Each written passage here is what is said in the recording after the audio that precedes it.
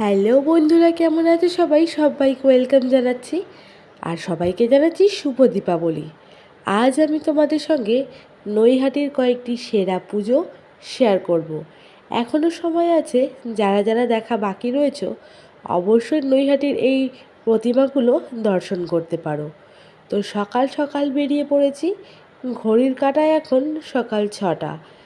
সকাল সকাল যাওয়ার কারণ হচ্ছে ভিড়টা যাতে না পড়ে, কারণ বিকেলের পরে কিন্তু হয়ে যাচ্ছে নো এন্ট্রি। নো এন্ট্রিতে হয়ে গেলে কোনো গাড়ি বা ঘোড়া একদমই ঢুকতে পারছে না। তো নৈহাটির পুজো বলতে প্রথমেই যেটা আমরা বুঝি সেটা হচ্ছে বড় মা। বড় মার পুজো ছাড়া কিন্তু বা দর্শন ছাড়া নৈহাটির পুজো কিন্তু একদমই অসম্পূর্ণ। তো প্রথমেই আমরা চলে এসেছি বড় মা দর্শন করার জন্য। বড় মাকে দর্শন করেই কিন্তু আজকের ঠাকুর দেখা শুরু করব। তো অনেক ভিড় ঠেলে চলে এসেছি একদমই বড় মার মন্দিরের সামনে।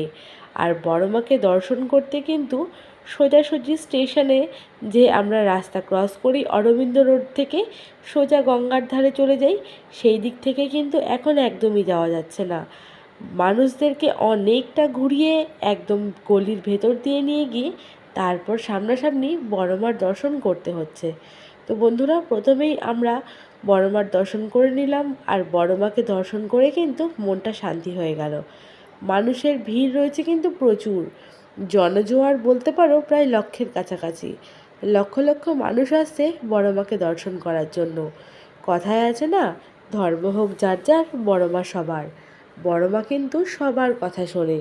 তো বন্ধুরা, তোমরা যারা যারা বড় মার দর্শন এখনও পর্যন্ত করনি, অবশ্যই নৈহাটির বড় মার দর্শন করতে কিন্তু কেউ ভুলবে না। কারণ বড় মার দর্শন ছাড়া নৈহাটির কালী পুজো কিন্তু একদমই অসম্পূর্ণ। তো আমি প্রথমেই বড় মার দর্শন করে নিয়েছি, এবার চলে যাব পরবর্তী ঠাকুরগুলোতে। আর যারা যারা ভাবছো যে বড় মাকে পুজো করতে আসবে, তাহলে কিন্তু এখন এই কদিন একদমই এসো না, কারণ বড় মার মন্দির কিন্তু এখন বন্ধ রয়েছে। আর কত ভিড় তোমরা দেখতেই পাচ্ছ। ঠেলা গুঁতো খেয়েও কিন্তু আমি বড় মার সামনে দাঁড়িয়ে নমস্কার করে বড় মাকে ভক্তি ভরে দেখে নিলাম, কারণ এই বড় মার মূর্তির দর্শন করার জন্য আবারও 1 বছর অপেক্ষা করতে হবে। তো মানুষের কতটা ভিড় তোমাদেরকে একবার দেখিয়ে দিচ্ছি।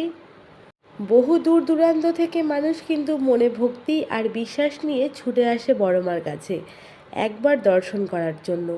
কিন্তু মানুষের এতটাই জনজোয়ার যে দূর থেকে এসেও কিন্তু বড় মার সামনে বেশিক্ষণ দাঁড়ানো একদমই সম্ভব নয়।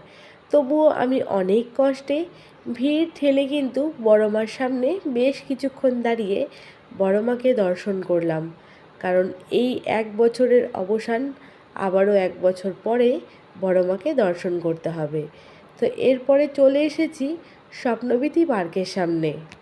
আমার চোখে নৈহাটির যেই পুজোগুলো সেরা লেগেছে সেইগুলোই কিন্তু তোমাদের সঙ্গে আমি আজকে শেয়ার করব। স্বপ্নবীথি পার্কের সামনে এই একটা প্যান্ডেল করেছে, বেশ সুন্দর, পুরনো দোতলা বাড়ির মতো। তো চলো ভেতরে প্রতিমাটা দেখে আসি। শ্মশান কালীর আদলে কিন্তু মায়ের মূর্তি তৈরি করা হয়েছে। তোমাদের সঙ্গে দুর্গা পুজোয় জগন্নাথ ধাম দেখিয়েছিলাম দুর্গা ঠাকুরের। তো আজ আমি তোমাদের সঙ্গে শেয়ার করব নৈহাটির কালী পুজোর জগন্নাথ ধাম। ভীষণ সুন্দর করেছে, আর যেহেতু দিনের আলোয় দেখছি তার জন্য আরও বেশি সুন্দর লাগছে। তো চলো প্যান্ডেলটার ভেতর দিকে তোমাদের নিয়ে যাচ্ছি। আমি কিন্তু এখানকার গ্রাউন্ডে চলে এসেছি অলরেডি। তো চলো পুরো প্যান্ডেলটা তোমাদের সঙ্গে শেয়ার করে নিচ্ছি।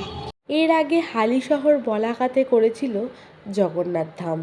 এরপর নৈহাটির পানপুরে এবছরের অনবদ্য উপস্থাপনা জগন্নাথ ধাম, অর্থাৎ দীঘার জগন্নাথ ধাম।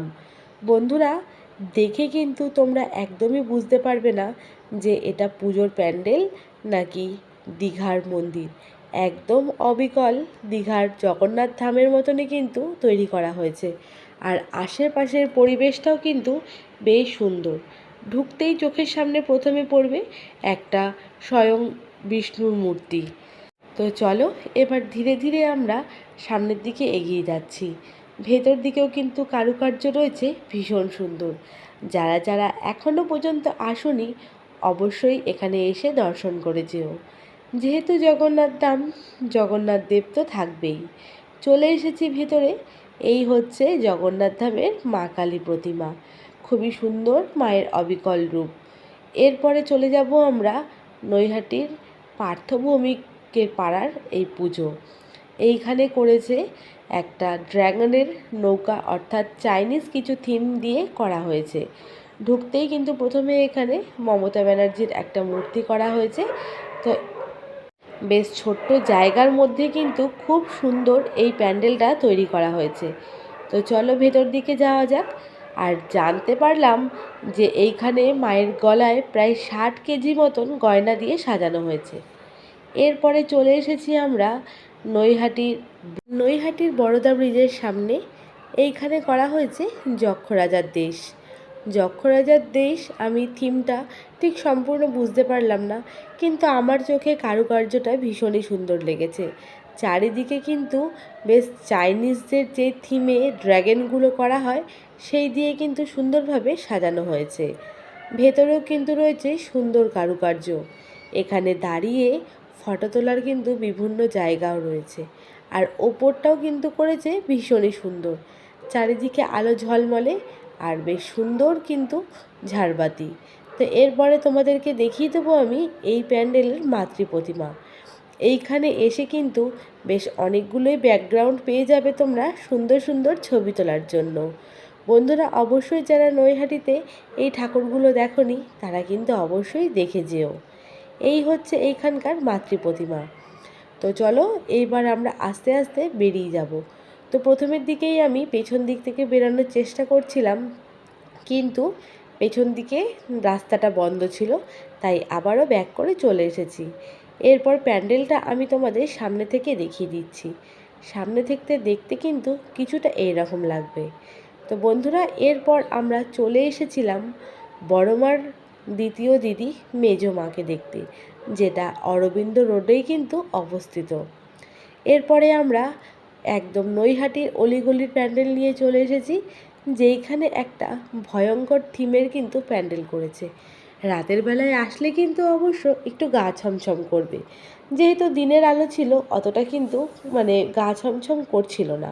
ওপরে ঝুলন্ত বাদুড়, চারিদিকে কঙ্কালের হু হু আওয়াজ, বেশ কিন্তু একটু ভয় ভয় লাগছিল।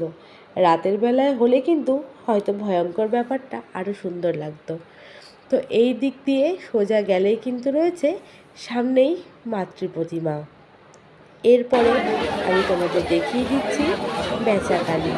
এই মাটি অরবিন্দ রোডেই কিন্তু অবস্থিত। তোমরা অবশ্যই বড়মা দর্শন করার পরে এই মাতৃ প্রতিমাগুলো দর্শন করতে কিন্তু একদমই ভুলবে না। তো আজকের মতন বড়মা দর্শন নৈহাটির মোটামুটি বেশ কয়েকটা ঠাকুর কিন্তু দেখে নিয়েছি। সব ঠাকুরের ভিডিও করা হয়ে ওঠেনি, তবুও প্রথম শুরু করেছিলাম বড়মা দর্শন করে, আর শেষ করলাম নৈহাটির পানপুরের এই জগন্নাথ ধাম দর্শন করে। ভীষণ ভালো লাগলো। আগেরবার দুর্গাপুজো জগন্নাথ ধাম দেখেছিলাম, এবার কালী পুজো জগন্নাথ ধাম দেখলাম। আর যেহেতু দিনের বেলায় এসেছি তার জন্য কিন্তু আরও বেশি সুন্দর লাগলো, কারণ রাতের অন্ধকারে প্যান্ডেলের সৌন্দর্য থাকে একরকম, আর দিনের বেলায় প্যান্ডেলের সৌন্দর্য থাকে একরকম। ভীষণ ভালো লাগলো দেখে। ভেতরের কারুকার্যও কিন্তু ভীষণ সুন্দর। তো আশা করি তোমাদেরকে প্যান্ডেলটা আমি পুরো ঘুরিয়ে দেখাতে পেরেছি। তো যেটুকু বাকি রয়েছে বাকি পরের ভিডিওতে শেয়ার করে দেবো।